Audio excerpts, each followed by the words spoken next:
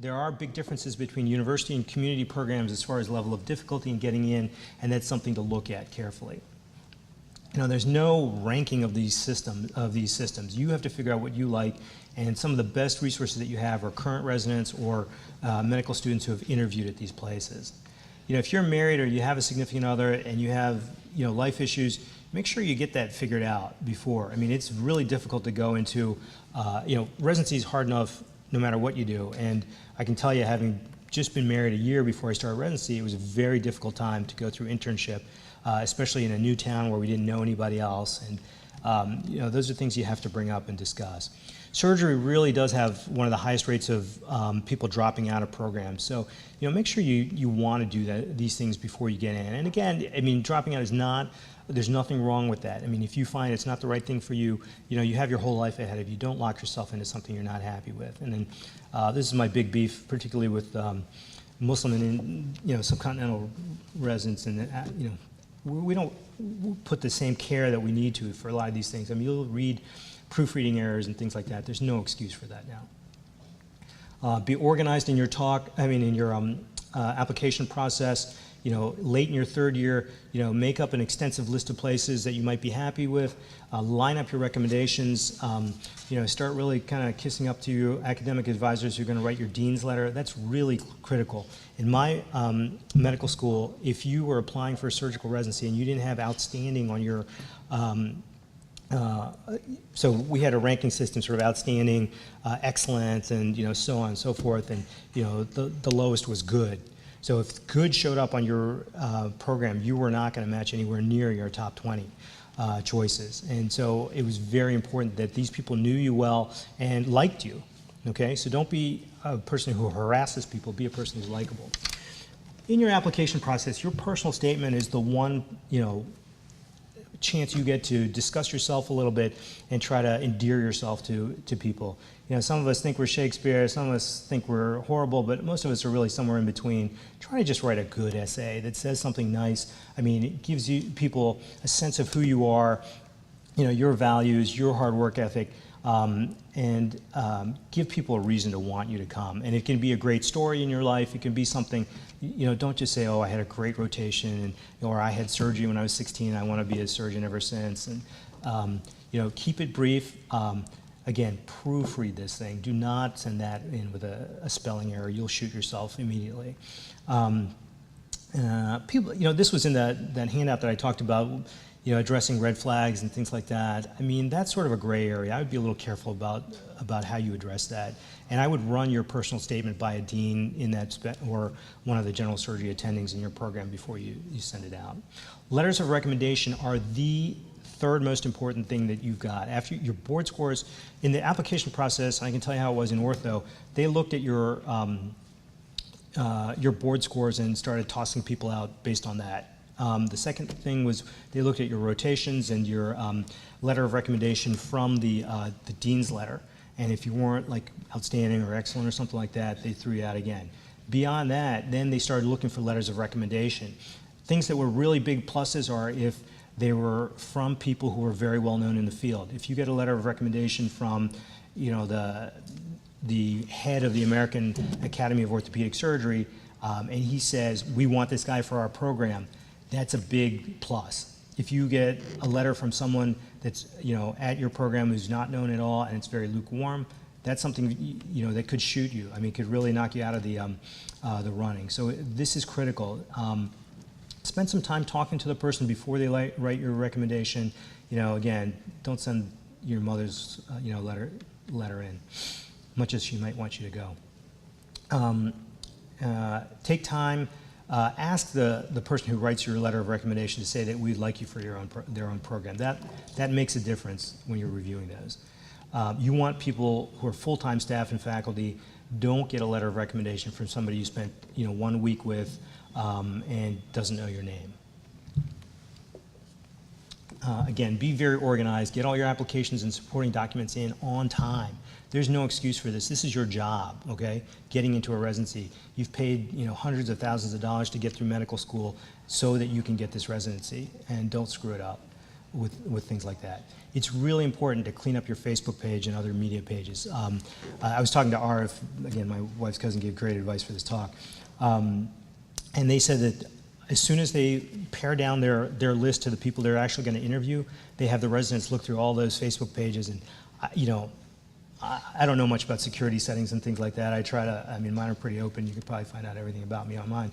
But they work their way around a lot of that stuff, and they figure out if you're out there, showing yourself puking at a party, they'll find it. Okay, so, and don't, or if you say inflammatory things, they will find it. So be careful. And then, spend some time, pray for this stuff. It's not, it's a difficult process, but inshallah you'll get through. And just remember that residency is a self-inflicted disorder. It's going to be hard when you get there. It's hard to get in, but this is what you wanted, okay? Maybe your parents asked you to be a doctor, but you've pushed yourself through. And so work hard towards it. The interview process, unfortunately, we're not going to be Sarah Palin's, applying for the Fox News job. So you actually have to know something. This is really a deal breaker for people.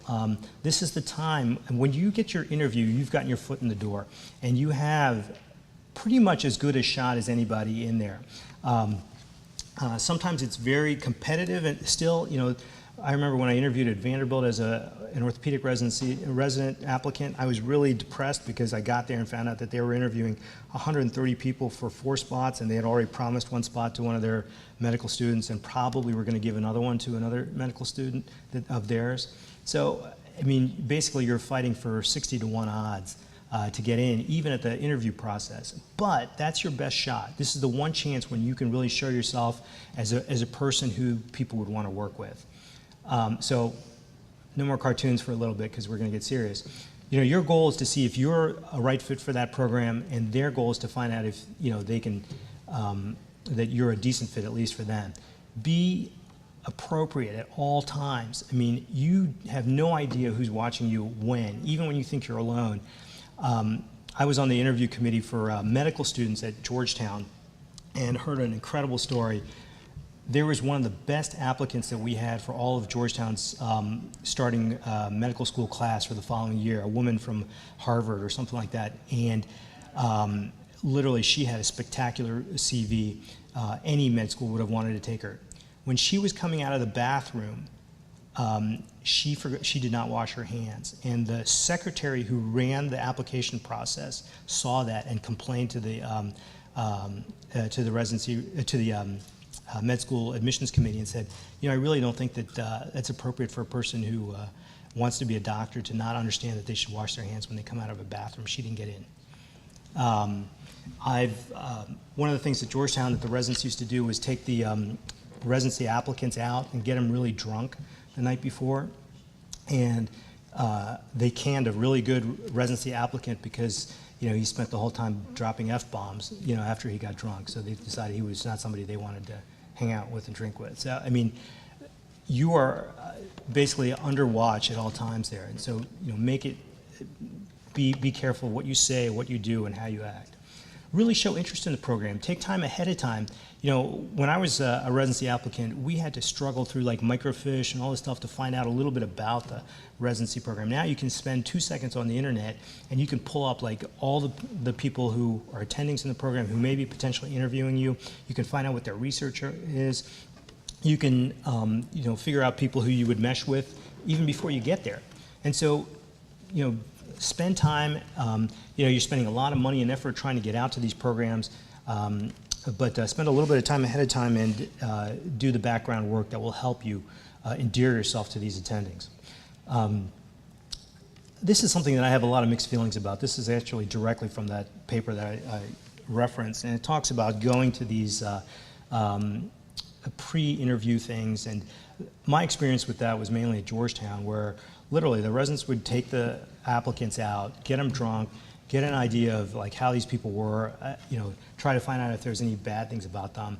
And I don't know how you feel about going to bars. I mean, if that's something you don't feel like doing as a Muslim, don't feel like you need to. But, it is a chance to get to know residents otherwise. Obviously, do not let peer pressure make you do something you wouldn't. Remember your values.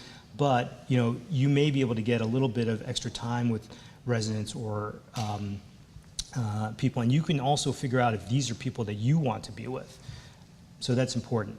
When you interview, be confident, but don't be arrogant. I mean, that's one thing that I've certainly hated, was people who thought they knew everything, but you know a lot, and you should be able to go in there and give a good presentation of yourself.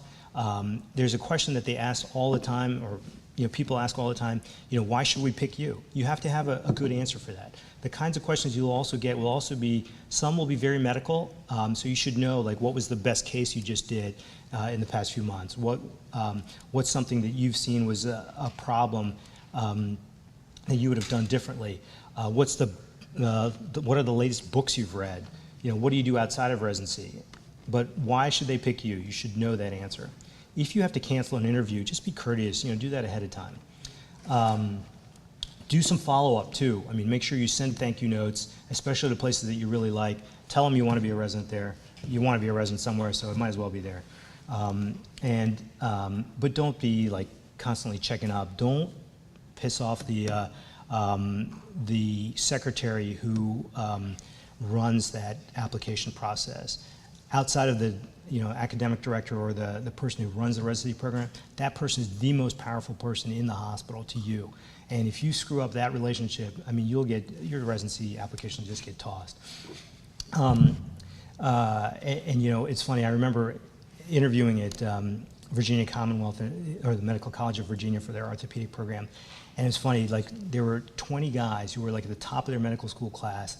I'm walking into this area, and this lady is just giving them the beat down. It was the funniest thing. They're all dressed like me with the dark suit and the tie, and they're like cowering in the corner while she's like, "You're lucky you got a residency interview here. You'll go in when I tell you to." It was ridiculous, but you got to just accept it and realize you're going to be treated that way. Try to be really prompt about answering interview invitations, and it becomes really difficult because, especially if you apply to a lot of places, you're going to have conflicts, and you got to navigate that well and kind of decide what you want to do. And then it's really helpful if you can practice an interview ahead of time. You don't want the first time you fumble through the answer, "Why should I be in this residency?" to be when you're talking to the residency director.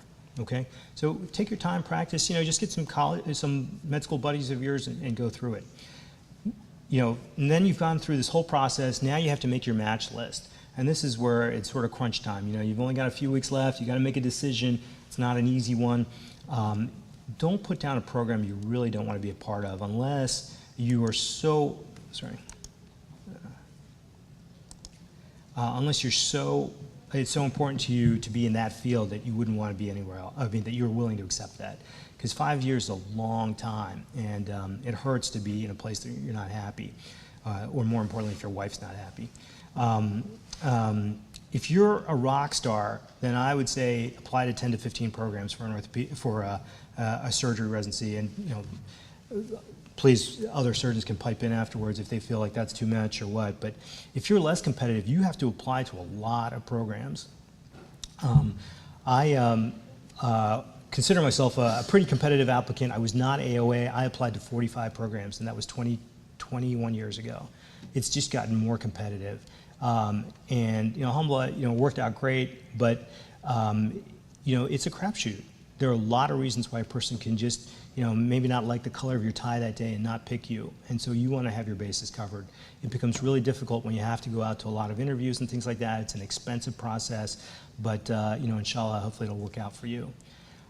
Some special notes for international medical graduates. I mean, just realize that all of this is very competitive, and hopefully things will work out in your favor, but it may take a few tries. Don't be discouraged. I mean, keep fighting the fight if that's what you want to do. Make sure you have some experience in the U.S. Try to do some clinical rotations somehow, some way, and get some letters of recommendations from U.S. surgeons. Try to do research, and that really helps. Visa issues are a big concern. I think other people will address this a little bit more later. And be prepared to do a preliminary year. There's no downside, there's no harm to that. I mean, and it shows that you're really committed. So then you get to the match in itself, and it's touted as this situation that's in the favor of the medical student. We take their #1 pick over what the residency programs list. Unfortunately, it's a pretty unfair system, and it's skewed towards the residencies because they can do backdoor deals. They make a lot of phone calls. There is a lot of lying and deception out there that I saw 20 years ago, and I think it's actually still out there and sometimes worse. use your resources wisely. If you have an attending who you've worked for, you've done a fantastic job for, who's been your advocate, and you feel like they may be able to do a personal phone call to a place that you have a reasonably good shot at, and you know, it's one of your top choices, then consider doing that. Be careful. Don't ask them to make phone calls to people who are, you know, places you have no shot at, or places that are further down on your list and you burn a bridge with that attending. And inshallah, I pray that you all match in great programs and have wonderful lives and careers in medicine. When you become, you know, physicians, you know, that are fully fledged, don't forget that we all said that we did this because we wanted to help people. I hope, inshallah, that you will take some of IMANA's message on, you know, try to do some relief work, try to do some good for the people around you, help some people who, you know, have less means, you know, have some compassion and caring, and remember your commitment to Islam. It'll make you a better person and physician. Thanks a lot.